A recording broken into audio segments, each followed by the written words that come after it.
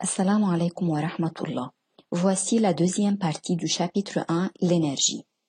À la fin de ce chapitre, vous serez capable de définir un système énergétiquement isolé, définir l'énergie totale d'un système, définir l'énergie interne ou microscopique d'un système, déterminer l'énergie mécanique d'un système.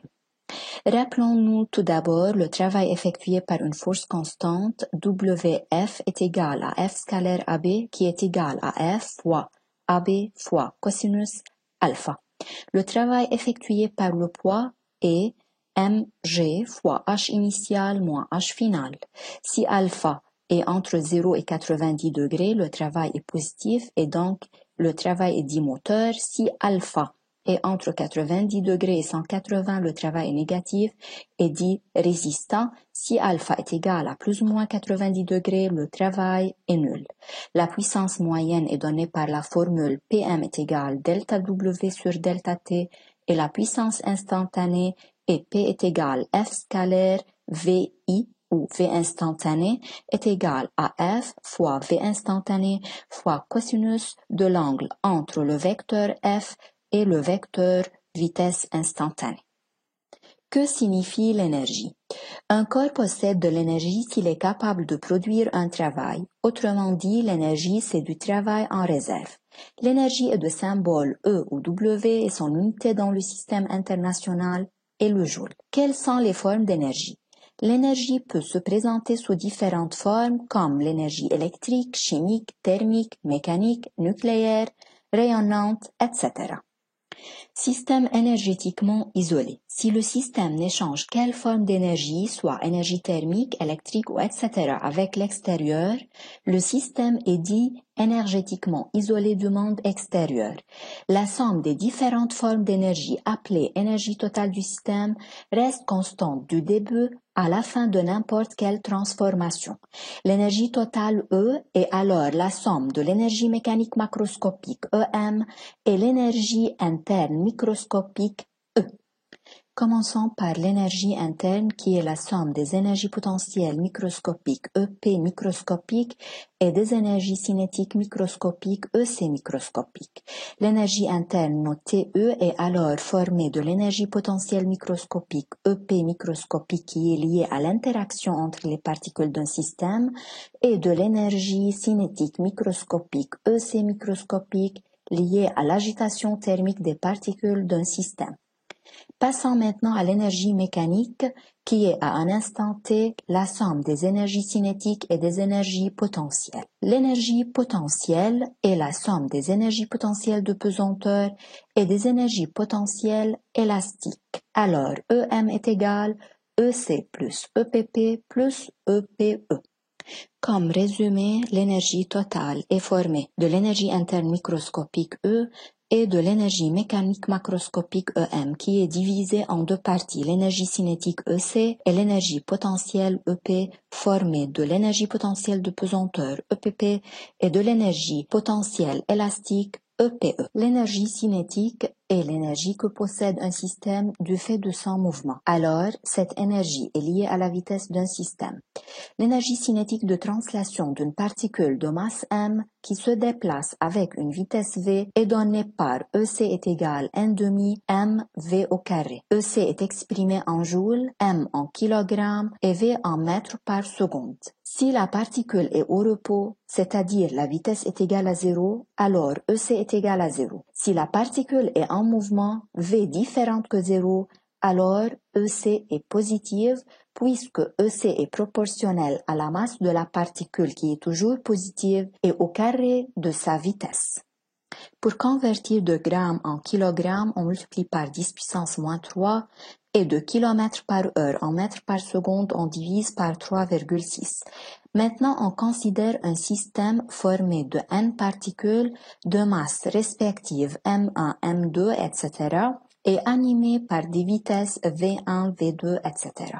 Dans ce cas, l'énergie cinétique du système est la somme des énergies cinétiques des particules. Dans le cas d'un système rigide en translation, toutes les particules du système ont la même vitesse, c'est-à-dire E, C du système est égal à 1/2 V au carré M1 plus M2 plus M3. EC est égal à 1 demi mv au carré où m est la masse totale du système.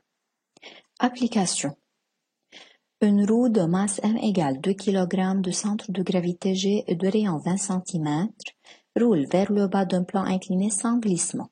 À un instant t1, la vitesse de G et Vg est égale à 1 mètre par seconde et la vitesse de rotation de la roue est de 5 radians par seconde. Calculez à l'instant t1 l'énergie cinétique de translation de la roue. L'énergie cinétique est donnée par 1 demi mvg au carré, ça fait 1 joule. L'énergie potentielle de pesanteur EPP d'un système est proportionnelle à sa masse m et à sa hauteur h à partir du niveau de référence de l'énergie potentielle de pesanteur. EPP est donné par mg fois h. EPP s'exprime en joules, m en kilogrammes et h en mètres. Le niveau de référence de l'énergie potentielle de pesanteur est le plan horizontal dans lequel EPP est égal à 0.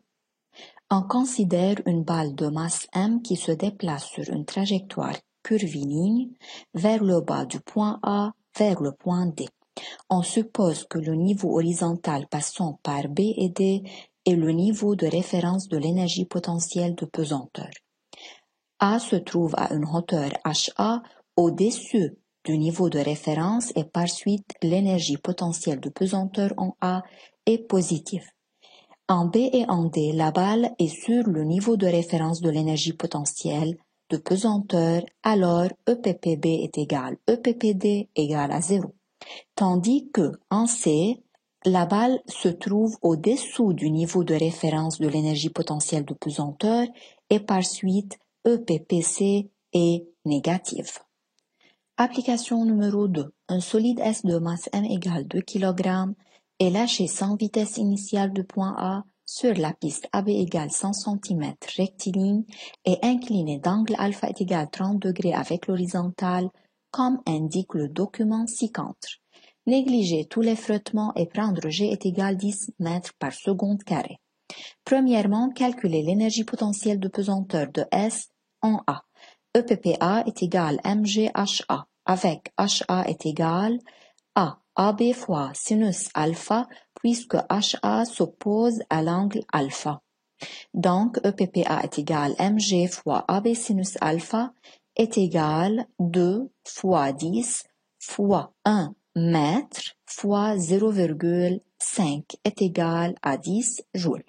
Deuxièmement, déduire l'énergie mécanique de S en A. L'énergie mécanique est la somme de l'énergie cinétique plus l'énergie potentielle de pesanteur, puisque le solide S est lâché sans vitesse initiale de point A, alors VA est égal à 0 et par suite EC au point A égale à 0, alors EMA est égal EPPA égale 10 joules. Troisièmement, sachant que l'énergie mécanique de S en B est de 10 joules, calculez la vitesse de S en B.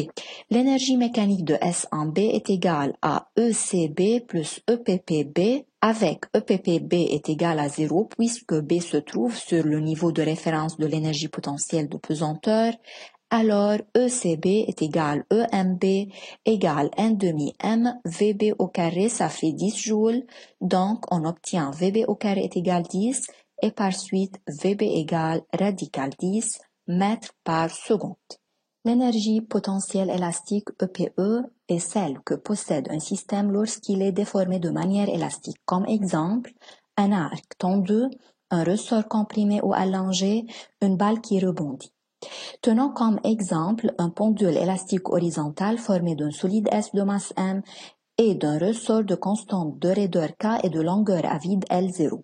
On tire le solide S de telle façon que le ressort soit de longueur L, alors on dit que le ressort s'allonge de delta L. Dans ce cas, l'énergie potentielle élastique du système est EPE est égal 1 demi K delta L au carré avec EPE s'exprime en joules, K en newton par mètre et delta L en mètres. Notons que delta L est égal L moins L0 en valeur absolue qui représente l'allongement ou la compression d'un ressort à partir de sa longueur à vide L0. T est la tension du ressort d'après la loi de Hooke, module de T est égal K delta L. à l'équilibre T est égal à 0 et par suite EPE est égal 1 demi K delta L au carré est égal à 0. Dans le cas d'allongement, EPE est égal à 1 demi K delta L au carré où delta L est égal à X avec delta L est égal L moins L0, EPE est positive. Dans le cas de compression de même, EPE est égal 1 demi K delta L au carré.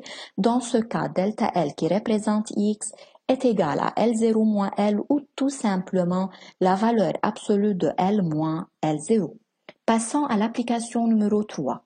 Un solide S de masse M égale 200 g est relié à un ressort sans masse de spire non jointive et de constante de raideur K est égale 20 N par mètre. S peut se déplacer sur un rail horizontal X' au X. On déplace S de sa position d'équilibre O vers un point A. Le ressort est alors comprimé d'une distance OA est égal X est égal 10 cm. On doit calculer l'énergie mécanique du système à T égale à 0 au point A. Dans ce cas, EM est égal à EC plus EPE plus EPP. On considère le plan horizontal passant par A comme niveau de référence. Pour cela, EPP au point A est égal à 0. Puisque la vitesse initiale en A est nulle, alors ECA est égal à 0. Donc, l'énergie mécanique au point A est égale à l'énergie potentielle élastique au point A est égale à 1 demi Kx au carré. Ça fait alors 0,1 joule. Finalement, comme résumé des deux parties précédentes, WF est égal F scalaire AB, ça fait F fois AB fois cosinus alpha. La puissance moyenne est égale à delta W sur delta T. Travail du poids est égal mgh initial moins h final. Puissance instantanée est égale F fois vitesse instantanée fois cosinus de l'angle formé entre le vecteur F et le vecteur vitesse instantanée. Quand on effectue un travail, l'énergie est transférée d'un corps à un autre ou transformée d'une forme à une autre. L'énergie totale est la somme des énergies macroscopiques et microscopiques. E total est égal EM plus E. L'énergie mécanique à tout instant T est la somme des énergies cinétiques et potentielles. EM est égal EP plus EC. L'énergie potentielle est la somme des énergies potentielles de pesanteur plus ou moins mgh et des énergies potentielles élastiques 1 demi kx au carré. L'énergie cinétique de translation d'un système de masse m se déplaçant à une vitesse v est donnée par EC égale 1 demi mv au carré. C'est la fin de la deuxième partie. Merci pour votre attention.